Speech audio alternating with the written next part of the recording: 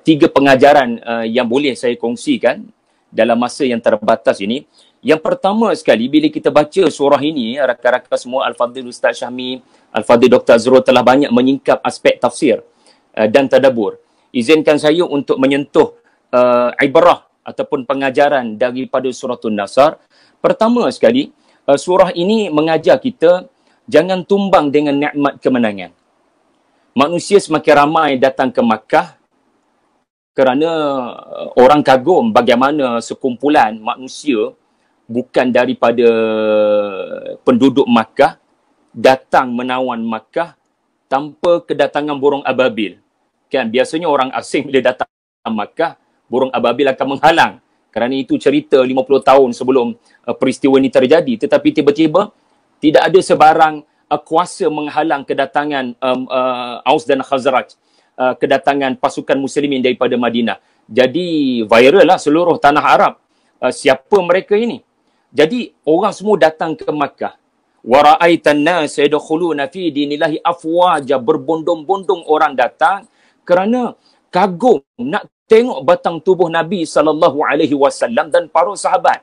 Tetapi surah ini mengajar kamu jangan tumbang dengan pemujaan manusia barangkali, dengan puji-pujian manusia barangkali. Kamu sekarang selepas pembukaan Makkah, followers kamu bertambah barangkali kepada angka ratusan ribu.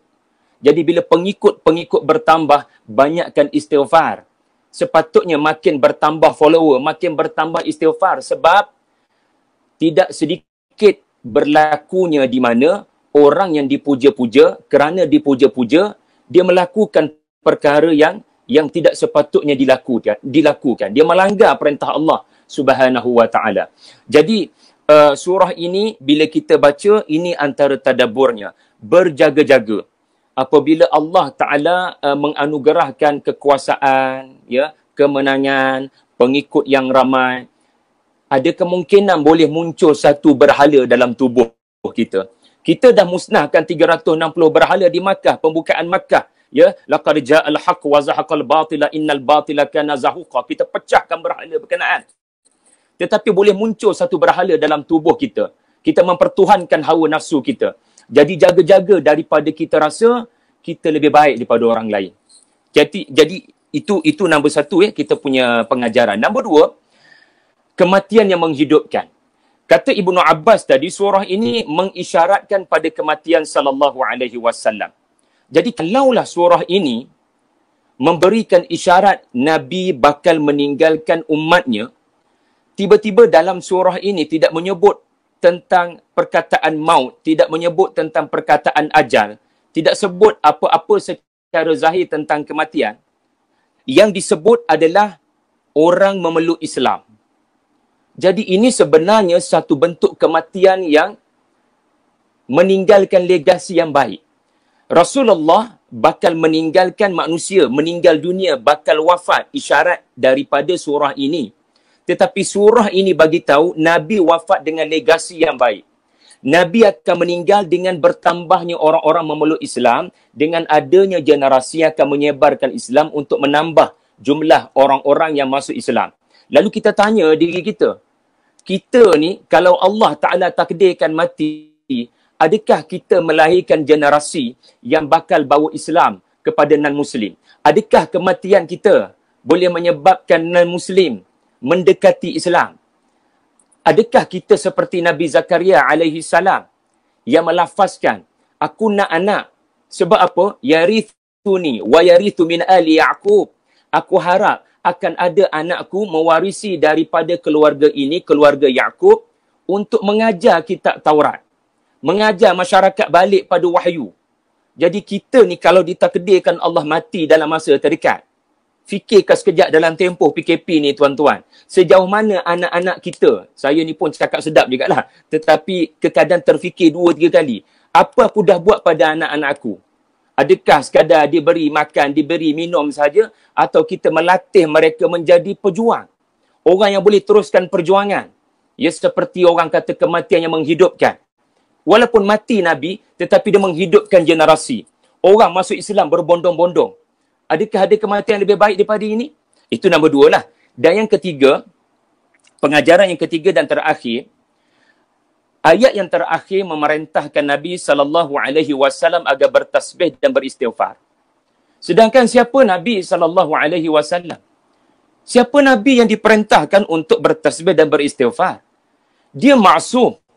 Dia maksum. Lalu kata Mustafa Muslim ketika tafsirkan ayat ini, فَإِذَا كَانَ صَلَّى اللَّهُ عَلَيْهِ وَسَلَّمْ هُوَ الْمَأْمُورُ بِالْإِسْتِغْفَارِ وَهُوَ الْمَعْصُومُ فَلِلْأُمَّةِ أَوْلَى بِذَلِكَ. Apabila Nabi diperintahkan istighfar sedangkan dia maksum, maka sebenarnya khitab ayat itu lebih meletakkan prioriti kepada umat Nabi Muhammad.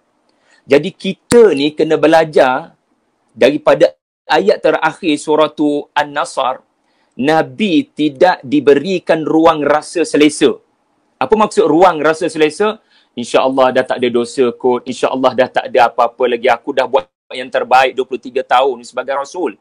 No. Allah Ta'ala bagi sirah fi'il amar. Iaitulah hendaklah kamu bertasbih. Hendaklah kamu beristighfar. Sebab apa? Allah Ta'ala nak ajar kita ni umat Nabi Muhammad. Jangan rasa kamu sudah suci bersih daripada dosa. Sebagaimana Allah Ta'ala berfirman dalam Al-Quran, فَلَا تُزَكُّوا أَنفُسَهُمْ. فَلَا تُزَكُّوا أَنفُسَكُمْ. Jangan kamu menganggap diri kamu suci. Jangan kamu terpedaya dengan mengatakan kamu lebih baik kerohanian daripada orang lain. Jadi, jangan jadi orang yang terpedaya sehingga merasakan kita dah baik kot. Kita dah banyak amalan soleh kot. Kita kena sentiasa rasa kita ada banyak kekurangan, dan saya rasa mindset ini penting untuk menuju kepada Lailatul Qadar. Mudah-mudahan iaitulah kita kena jadikan Ramadan lebih baik daripada semalam. Dengan merasakan ada banyak kekurangan kita buat hari ini. Ada banyak keaiban kita buat hari ini. Jadi saudara-saudari semua, saya kira 3 pengajaran itu memadai dengan beberapa info. Ustaz, terima kasih Ustaz Syahmi. Daripada saya pula, surah An-Nasr ayat 1 dan ayat 2 adalah sesuatu yang berlaku di hadapan mata Nabi. Manakala ayat 3 adalah cara respon yang Allah Ta'ala mahukan. Jadi pengajarannya di sini, macam-macam perkara boleh terjadi di sekeliling kita, ya, tetapi hendaklah kita memilih respon yang betul. Jangan memilih respon netizen, jangan memilih respon majoriti manusia barangkali seronok, ia barangkali melaungkan kemenangan, kerana ayat 1 dan 2 adalah kemenangan. Maka orang yang bijaksana, orang yang matang, orang yang beriman adalah dia berfikir 2-3 kali, apakah bentuk respon yang baik yang Allah Ta'ala didik saya. Kita ada macam-macam isu, isu politik, isu ekonomi, isu PKP. Pilihlah respon yang Allah Ta'ala redha. Ya, jadi kena tahulah macam mana respon yang Allah Ta'ala redha. Jadi ini tadabbur saya daripada surah An-Nasr, dan saya